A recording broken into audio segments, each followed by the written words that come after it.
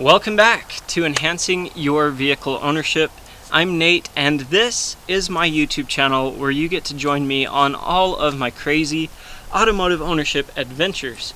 Now, this video might seem a little bit out of sequence. I know last week I introduced to you guys my 2003 Dodge Ram 1500, my new project vehicle, and this week I'm going to be jumping to a 1968 F600 feed truck that I'm doing a little bit of work on.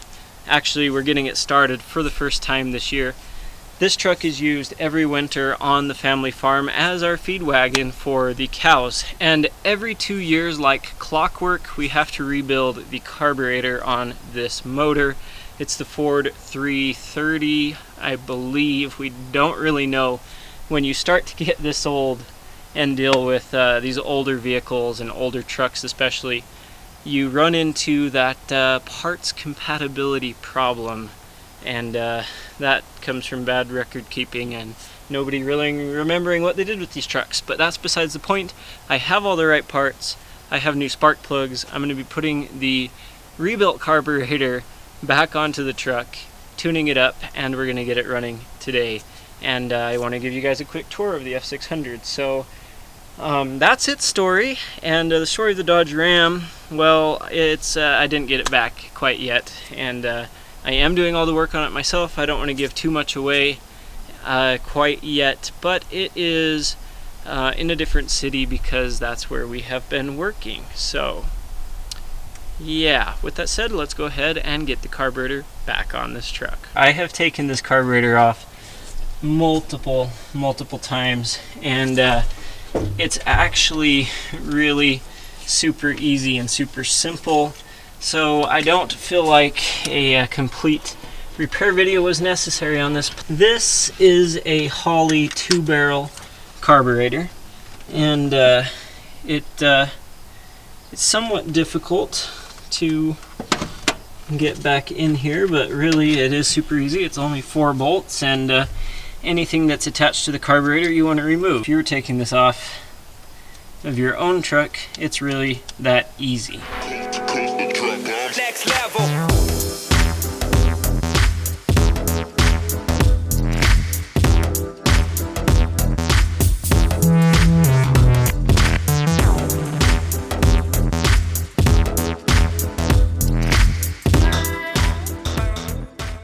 Alright, and the carburetor is on the engine. I did not do the spark plugs because I could not find a spark plug gap checker, and so we will have to do that in a later segment of this video, possibly, or in a different video. But I'm going to put new spark plugs in, super easy. It's just an old Ford 330, I believe, and they're super easy, super accessible. So 1, 2, 3, 4, on the other side, 1, 2, 3, 4. And look at the space that you have in the engine bay. I actually just climb in here and sit right here as I do work on this motor. These old V8s really were something else. They're super simple in a complex way. You have plenty of room to work in there. And actually what takes so long about this repair is that, like most old V8s and even new engines, there are bolts and really hard to get to places, so they just take extra time and are very tedious in getting off. So yes, this engine is super dirty, super filthy. It's an old feed truck. We do our best by putting netting wire across here every year. We're going to rig some up. And of course the engine bay is never open when this thing's running. And this particular engine actually has an oil bath that goes over the Holley carb, so it's not your typical air filter. The inside of this engine, or the inside of the carb, was actually very clean, which is a good thing.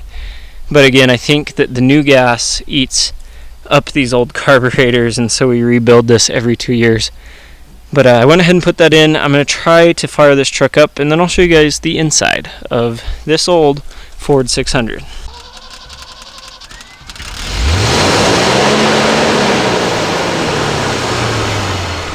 Alright, so I did not have the throttle cable set right, so I got that set right, and now I'm going to start it one more time, and we're going to see where this carburetor is leaking from. It has a gas leak, and it's nothing from stuff that I've done.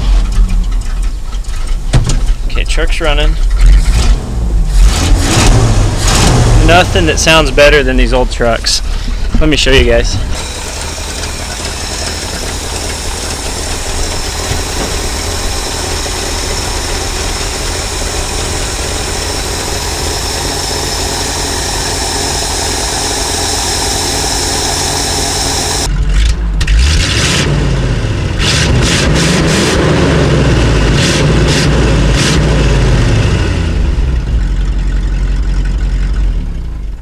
Fortunately, we're not going to have this truck fixed and ready to go tonight. There's something else leaking in the carburetor that had nothing to do with me putting it on or taking it off. So I'll probably be taking it back off and sending it back to the repair shop to get rebuilt. And unfortunately, that's just how it goes sometimes. There are less and less people every single day that know how to work on these old systems, and it's kind of unfortunate, but fuel injection is way better. So unless you're into restoring older vehicles, there's really no reason for you to know how to work on these older vehicles unless you still use them for work every day. So anyways, I'm going to show you guys the inside of this truck, and then we'll be done with today's video. I do not know if there will be a part 2 to my old 1968 F600 feed truck, or my parents' old feed truck. But let me go ahead and show you guys what this feed truck is all about. So the inside of this old 68 feed truck is it's pretty dirty. Here's the mesh that we usually put over the front, and there's the oil bath for the top of the carb, and then this is your instrument cluster in these old 68s. So the steering wheel is absolutely ginormous, and that's because there's no power steering on this truck. Now this is a huge truck, and so for there to be no power steering, you can imagine it is pretty difficult to drive around. The speedometer goes up to 100 miles an hour, but I highly doubt the truck is capable of it the way that it is geared. And this truck only has 20,723 original miles on it, but the engine has a ton of hours because of the type of work truck it is. It does a lot of time just running and sitting, and I'll show you guys why in a second. And of course, you have your fuel gauge, your temperature gauge, your alternator gauge, your current gauge, and your oil pressure gauge, which I'm sure none of those work. We also have some add-ins back then that you could do accessories on these trucks. So here's some, I think, clearance lights or something, your actual lights. Here's a PTO engage with your wipers, and over here, because it's carbureted, you have your choke, and you have an overdrive or a throttle, a hand throttle that you can set. This car did not have air conditioning. It was actually offered back then, but it does have a heater in it that does work, or so I've been told. We never use it. We always defrost the window with that. When it's 20 some degrees below outside, that little heater barely keeps a tiny fraction of the window unthawed. And unfortunately, we don't use the real heater in this truck because it sits year round, so don't want to blow all that dust and crap out. Just real simple door panels. You got your big towing mirrors and your door handle there. So this truck can haul 24,000 gross pounds. That must have been a company truck at one time because they do have old stickers on it. It's orange and black, and then it has a Butler 320 silage bed on the back, or feed bed.